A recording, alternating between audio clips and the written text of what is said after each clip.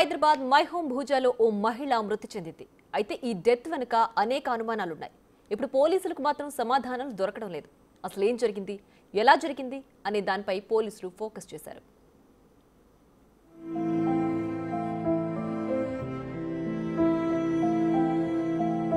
My Home భూజాలో మహిళ అనుమానాస్పద మృతి.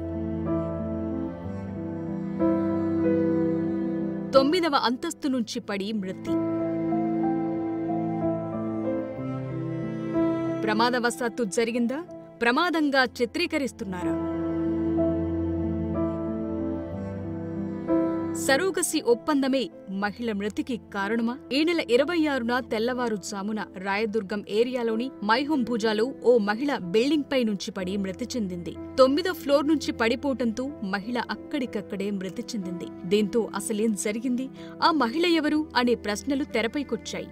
మృతురాలిని ఒరిస్సాకు చెందిన అశ్వితా సింగ్ గా గుర్తించారు. రాజేష్ బాబు అనే వ్యాపారి సరోగసి ద్వారా పిల్లలను కనటం కోసం అశ్వితా సింగ్ తో డీల్ మాట్లాడుకున్నట్టు తెలుస్తోంది. అయితే ఉన్నట్టుండి ఆ మహిళ అనుమానాస్పద స్థితిలో మృతి చెందింది. దీంతో ఇది హత్య, ఆత్మహత్య, ఆ రోజు రాత్రి అసలేం జరిగింది అనే కోణంలో పోలీసులు దర్యాప్తు చేస్తున్నారు. वहाँ फोन में जो बात किया सर, हमारा फैमिली से जो बात किया तो इधर मेरे को फंसाने के लिए लाया, कुछ मेरे को मोबाइल में बात करने नहीं दे रहा है, कुछ करने नहीं दे रहा है बोल के बोला सर, कुछ बाहर भी निकलने नहीं दे रहे बोल के बोला सर। ऐसा इधर रात में 2 बजे ऐसा घटना हुआ बोल के बोल रहे सर।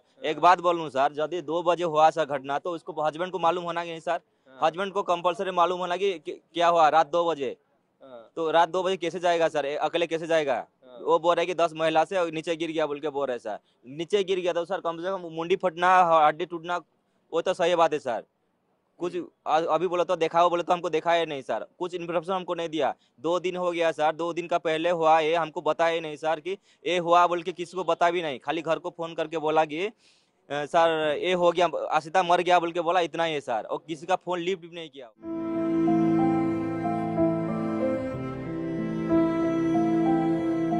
అయితే అశ్వితా సింగ్దే ముమ్మాటికి హత్యే అంటున్నారు ఆమె తరపు బంధువులు. కొన్ని రోజుల క్రితం రాజేష్ బాబు తనను వేధిస్తున్నాడంటూ అశ్వితా సింగ్ తమకు ఫోన్ చేసిందని చెప్తున్నారు ఆమె తరపు బంధువులు. అసలు ఆమె ఇక్కడకు ఎందుకొచ్చిన విషయం కూడా తమకు తెలియదని చెప్తున్నారు. తాము రాకముందే పోస్టుమార్టం చేయటం కూడా అనేక అనుమానాలను రేకెత్తిస్తోందంటున్నారు.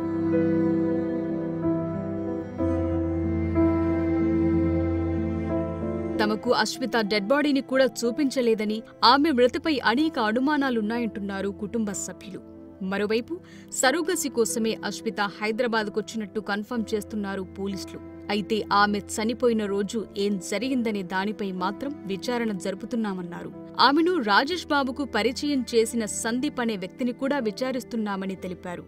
మనసు మార్చుకొని అక్కడి నుంచి వెళ్ళిపోదామనే ఉద్దేశంతో దిగే క్రమంలో యాక్సిడెంటల్గా పడిందా లేదా సూసైడ్ చేసుకొని చనిపోయిందా అనేది ఎంక్వైరీ నడుస్తుంది.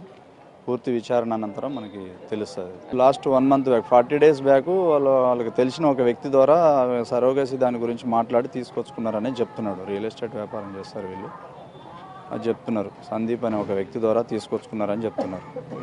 ఎంక్వైరీ అనంతరం పూర్తి విషయాలు తెలుస్తాయి.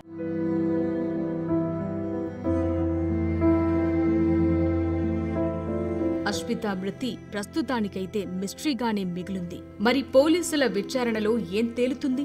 రాజేష్ నిజంగానే వేధించాడా? అసలు ఆ సమయంలో అశ్విత బయటికెందుకొచ్చింది అనేది తేలాల్సి ఉంది.